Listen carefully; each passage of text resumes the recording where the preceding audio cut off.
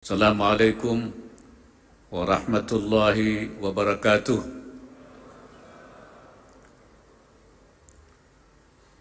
Selamat pagi, salam sejahtera untuk kita semua. Bismillahirrahmanirrahim.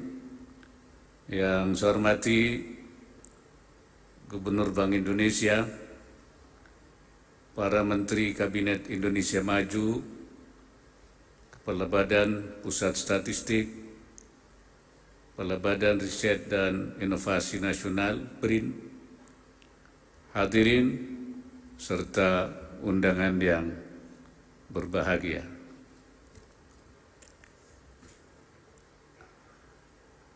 Syukur alhamdulillah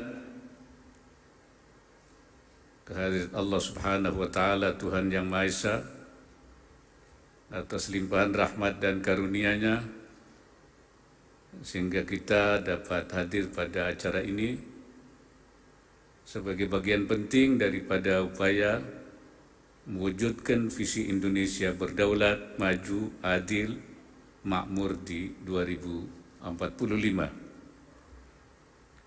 Hadirin sekalian, Musrembangnas ini menjadi forum yang krusial untuk sinkronisasi dan penajaman program dan kegiatan prioritas nasional antara kementerian, lembaga, dan pemerintah daerah dalam perumusan rencana kerja pemerintah RKP 2024. RKP 2024 akan menjadi rencana kerja tahun terakhir dari periode rencana Pembangunan Jangka Menengah Nasional RPJMN 2020-2024. Tentu kita harus bergegas dan semakin fokus pada upaya penuntasan pencapaian target-target RPJMN. Tema yang diusung yakni mempercepat transformasi ekonomi yang inklusif dan berkelanjutan. Untuk itu RKP 2024 harus mampu menjawab bagaimana Indonesia melakukan transformasi ekonomi dengan tetap memperhatikan inklusivitas pada tiap tingkat masyarakat sekaligus menciptakan pembangunan berkelanjutan. Percepatan transformasi ekonomi didorong melalui peningkatan kualitas pelayanan kesehatan dan pendidikan, revitalisasi industri dan penguatan riset terapan, serta penguatan daya saing usaha.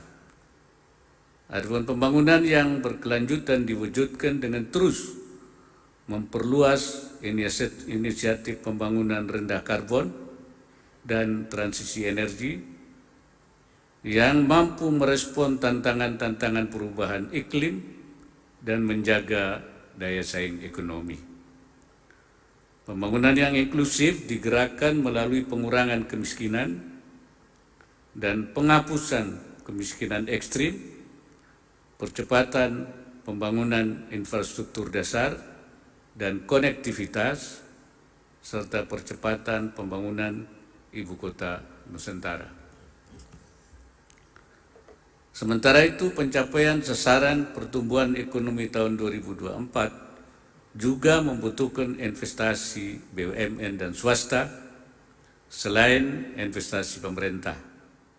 Oleh karenanya, kemudahan investasi yang dijamin oleh regulasi sangat diperlukan guna mendorong pelibatan BUMN dan swasta. Selain itu semua, saya kira perlu pula mencari dan memanfaatkan peluang ekonomi baru. Salah satunya adalah ekonomi dan keuangan syariah. Sektor ini masuk dalam gerbong transformasi ekonomi yang inklusif dan berkelanjutan, terutama karena prinsipnya yang inklusif dan universal, serta mengedepankan pertumbuhan dan pembangunan ekonomi yang berkeadilan. Hadirin yang saya hormati, saat ini Indonesia juga dihadapkan pada sejumlah tantangan dan agenda penting ke depannya. Agenda krusial yang menanti antara lain pemilu dan pilkada serentak di tahun 2024 sebagai pesta demokrasi yang harus kita jaga bersama agar berlangsung aman dan damai.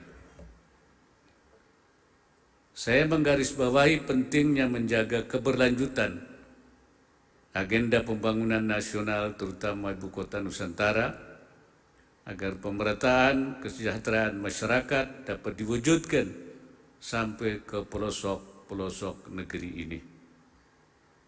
Kemudian bonus demografi juga menjadi tantangan sekaligus peluang. Beberapa negara yang tercatat berhasil memanfaatkan bonus demografinya berhasil pula meningkatkan PDB per kapitanya hingga 3 kali lipat. Bagi Indonesia, tentu ini menjadi peluang emas. Bagaimana bonus demografi yang ada bisa dioptimalkan untuk memacu PDB per kapita agar Indonesia dapat masuk ke dalam kategori upper middle income country di tahun 2025. Oleh karena itu, dokumen proyeksi penduduk 2020-2050 yang hari ini diluncurkan harus menjadi rujukan bagi kementerian dan lembaga serta pemerintah daerah untuk menyusun program-program yang dapat mengoptimalkan potensi bonus demografi tersebut. Tantangan lainnya yang tidak kalah penting baik bagi Indonesia maupun masyarakat dunia yaitu triple planetary crisis akibat perubahan iklim, polusi, dan degradasi keanekaragaman hayati, mitigasi dan adaptasi untuk menghadapi krisis tersebut menjadi satu hal yang penting dan harus menjadi perhatian. Hadirin sekalian, berpijak dari kondisi tersebut, beberapa pesan saya kepada seluruh pimpinan kementerian dan lembaga serta kepala daerah. Pertama, jadikan RKP 2024 sebagai panduan yang komprehensif dalam menjalankan program pembangunan. Kemudian penyusunan rencana kerja pembangunan daerah, provinsi dan kabupaten kota, saya minta betul-betul memperhatikan sasaran dan target pembangunan pada RKP dan sudah semestinya langkah kita satu menuju Indonesia Emas 2045. Yang kedua, pastikan persiapan pelaksanaan major proyek dan proyek strategis nasional sehingga dapat terlaksana sesuai dengan rencana dan akuntabel. Setiap rupiah yang dikeluarkan untuk pembangunan harus senantiasa membawa dampak dan kemajuan konkret yang dirasakan masyarakat. Ketiga, rumuskan target, tujuan, dan strategi bagi pembangunan yang berkesinambungan, mengingat RPJMN 2020-2024 dan juga RPJMN 2005-2025 akan segera berakhir. Perencanaan jangka menengah dan jangka panjang tersebut menjadi kunci kesinambungan sekaligus bekal bagi pemerintahan selanjutnya.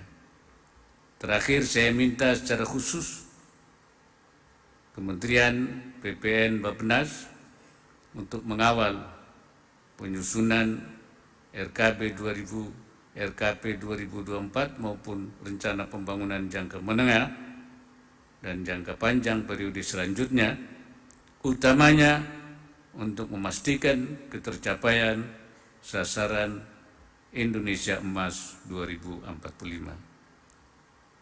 Hadirin yang berbahagia, sebelum menutup sambutan ini, secara khusus saya memberikan apresiasi kepada pemerintah daerah yang memperoleh penghargaan pembangunan daerah.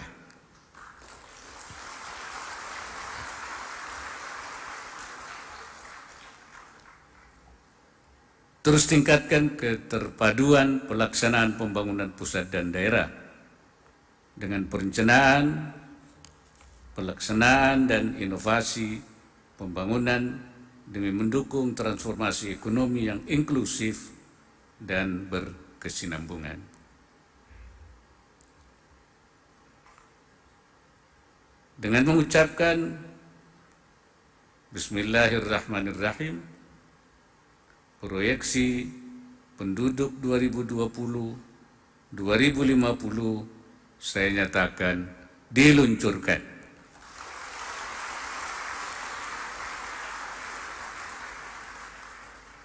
Semoga Allah Subhanahu wa Ta'ala, Tuhan yang Maha Esa, senantiasa memberikan inayahnya dan meridai semua upaya yang kita lakukan. Wallahul muwaffiq ila aqwamit thariq. Wassalamualaikum warahmatullahi wabarakatuh. Waalaikumsalam